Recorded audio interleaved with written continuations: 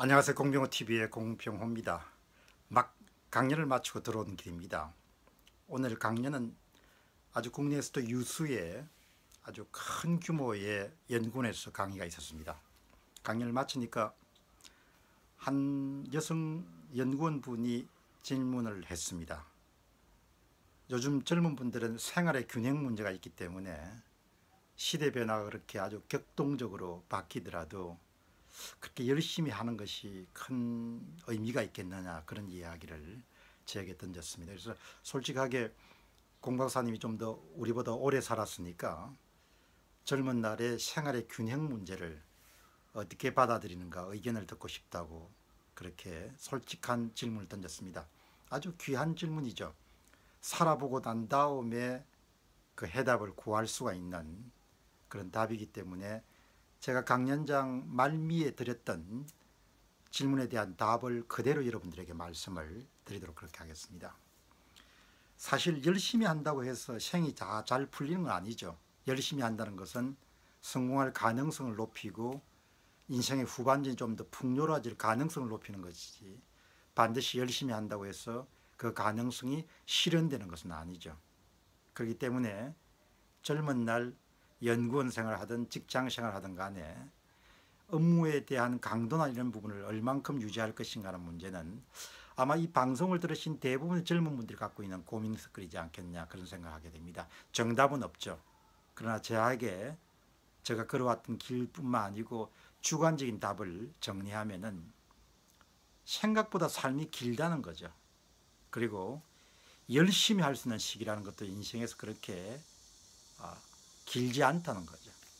그러니까 열심히 하고 뭔가 축적하고 또 집요하게 밀어붙이고 이런 부분들을 하기에는 삶이라는 것이 굉장히 짧다는 겁니다. 그 대신에 살아야 될 시간은 굉장히 길다는 거죠.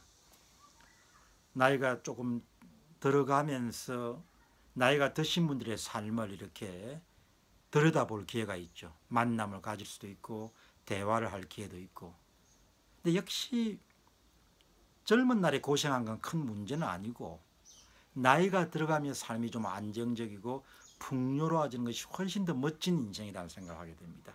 근데 대부분 인생의 노년기에 안정적이고 기반을 다지고 자신의 생에 대해서 좀 자부심을 느끼고 이런 분들은 뭐 예외 없이 젊은 날에 자신이 갖고 있는 에너지를 자신이 해야 하는 일에 집중적으로 투자하신 분들이 대부분 노년에 자긍심과 자부심과 그 다음에 좀 경제적인 것뿐만 아니고 심리적으로도 안정감을 가진 그런 삶을 살아가더란 겁니다. 누군가 저에게 당신이 그러면 어떻게 선택을 하겠냐 이렇게 물어보면 저는 뭐 단호하죠. 젊은 날에는 정말 빡세게 뭔가를 추구해야 된다. 거기에 대한 그런 활동에 대해서 보상이 좀 더 주어지는 조직에 있든 없든 그건 관계없고 자기 자신의 역량을 최대한 끌어올리는 부분에 투자하는 것이 현명한 인생 전략이라는 생각을 해보게 됩니다. 뭐 저도 그렇게 살아왔고 또다시 그런 기회가 주어진다면 뭐 두말할 필요가 없는 거죠. 젊은 날에는 여한없이 자신이 추구하는 바를 위해 가지고 전부를 걸고 노력해야 되고, 꼭 그렇게 노력한다는 것이 생활 균형을 깨는 건 아니죠. 밀도 있게 쉴 수 있으면 되니까. 그러면서 또 아이도 잘 키우고 집사람도 잘 케어하고 친구 관계도 원만하게 할 수가 있죠. 두 가지가 반드시 이분법을 나눌 수 있는 것이죠, 아니죠.